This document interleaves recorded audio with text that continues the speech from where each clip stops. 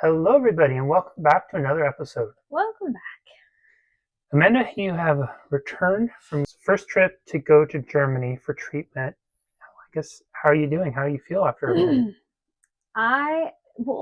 Today I'm very tired. It's a 9-hour difference between California and Germany, or the place we were at in Germany.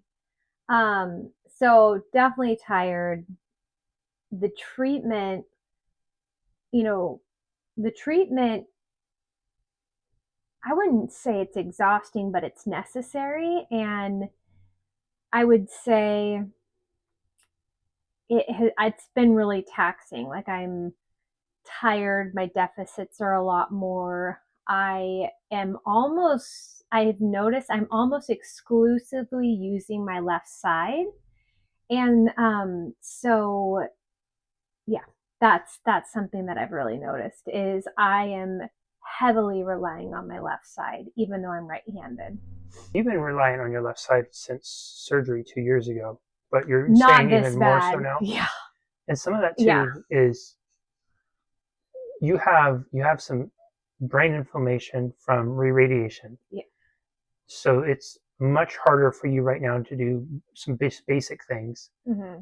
And some of the side effects of that are, in addition to feeling fatigued, struggle with word finding, more exaggerated right side deficits, you're also having a really hard time seeing. Yeah. Which is just the cherry on the top. Eyesight with glioblastoma can change drastically. I have had a slow decline, but a decline. So I have been, it's almost been 24 months with glioblastoma, and I have needed 6 pairs of glasses. I'm now looking at most likely getting my 7th and 8th pair of glasses. You're calling that a slow decline. Well, but no, I'm just saying. A lot of people, you almost lose your vision. I think that's important context, though, right? Because you hear 8 pairs of glasses in 2 years, and that seems crazy fast. But relatively not. For glioblastoma, it's that slow. Mm-hmm. And my tumor wasn't located on my occipital anything. However, eyesight has been really hard, and it's not just eyesight. When I went and saw a neuro-ophthalmologist, there was this image, and they said, let me know when the image is side by side. My vision is not only off, but it's almost, I don't know what you would call that. Just call it discombobulated. It's crazy because when I have the pair of glasses on, I'm like, oh my gosh, not that I'm blind by any means, but my vision is so distorted. So when we were in London and when we were in Germany, stepping up or stepping down was really hard. And I tripped, not like tripped and fell down, but I've tripped way more on this trip than I ever have. And some of that too is you get overwhelmed with the stimulus. Yeah. So a lot of people, crowds, it's even more exhausting for you because your brain is just not functioning in the way it used to. I miss her. and it's Amanda used to be somebody who loved to go to concerts. Yeah. She never shied away from a crowded area. And now those things are really hard. Watching her move through the airport or through the train station, you can just see how overwhelming it was for her at times. And, going up and down the stairs in transit, most people are in a hurry. A lot of people are on their phone. They're running from point A to point B, which makes it even harder for somebody like Amanda who has trouble with her eyesight. She's having a hard time focusing. She's worried about her balance because she doesn't have sensation on her right side. She's also really nervous because she's doing chemo and treatment about germs, so she's not using handrails, which is making it harder for her to balance. And then you have people just rushing by her. It's really challenging. And there's that quote that everybody's fighting a battle that you can't always see. If you do ever slow down and really notice people as they move through life, you really can't appreciate how many different people out there are fighting often very unseen battles. So this is something that I experienced in both London and in Germany. So right now like I look like I have all my hair. But if you were to like kind of look through here, I mean Just lean obviously back a little bit right there. radiation.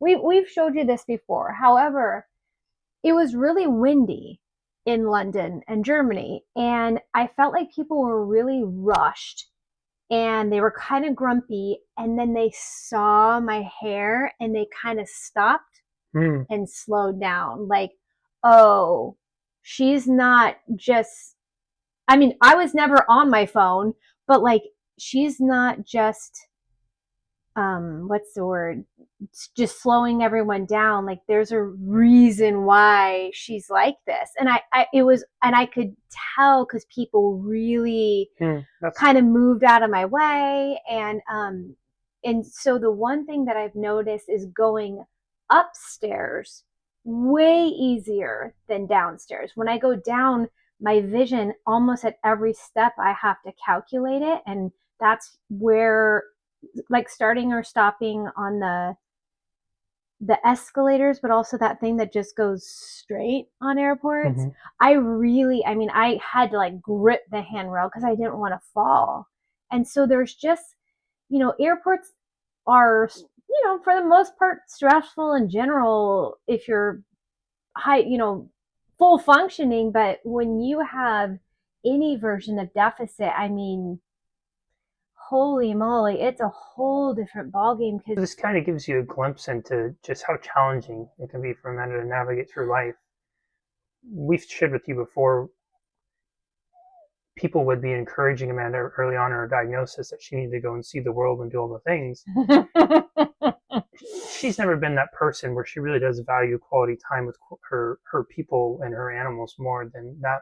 But it's also even harder for her to go do those things. So the barrier to do it is much more substantial because it takes a lot. She's describing it, and it's important for context because she's willing to endure all that to go to Germany to do treatment because for her it feels like it's giving her the best shot at extending her life. Since Amanda's recurrence in January, she has been, I would say, less than hopeful or optimistic about the future. She even told me recently that she's been just kind of waiting for the bottom to drop out and things go from bad to really bad or worse. Even the night before, when we're in Germany, it's the night before she's going to go to treatment, she's almost catastrophizing at night about what could go wrong and what if the doctor doesn't do this or they don't know about this. Like she's going to go tell the doctor what protocol he should follow. And in true Amanda fashion, I know better. And then the morning of, it was something similar. It's just there was this heaviness and no optimism about it. What was so incredible about being there then is when we had the first conversation with the doctor and he laid out his rationale for the approach and just spoke to so much of what we've experienced. When you get a diagnosis like glioblastoma, not a lot of hope is extended to you.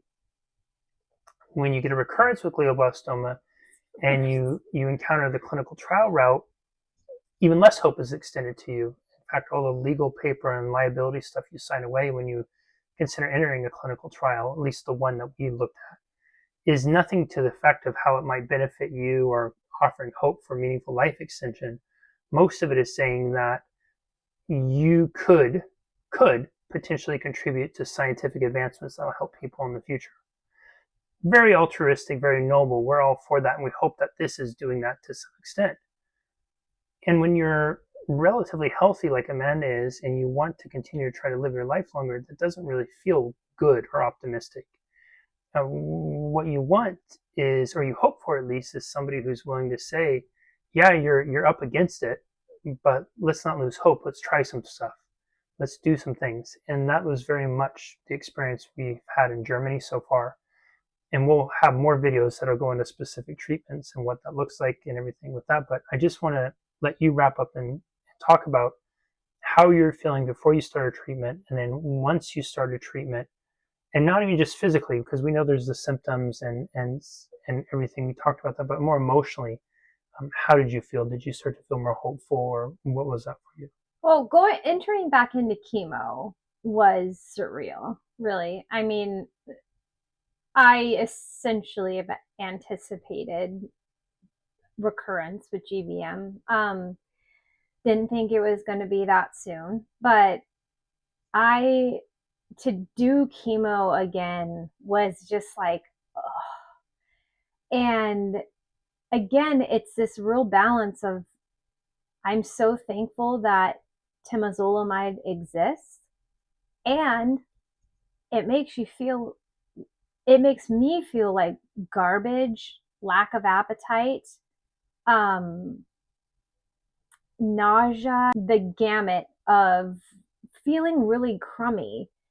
And then when I did the first day at IOZK, I felt like more hopeful. I felt no nausea. And I just felt better and better every day. Even more so, like we've been back for a few days and I'm still feeling better, even though I'm tired for sure. Like, don't get me wrong, I'm tired, but I don't have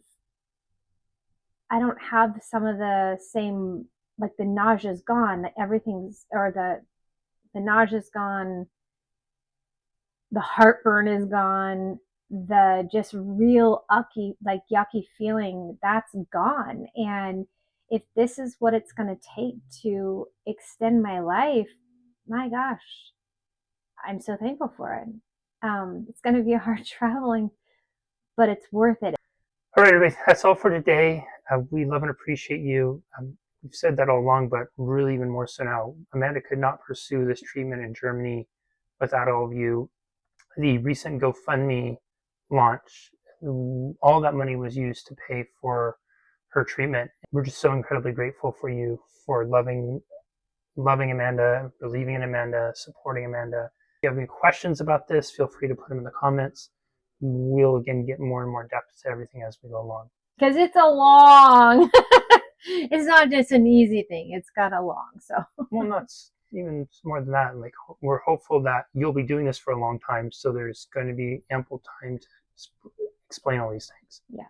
Talk to you all soon. Take good care. Bye-bye.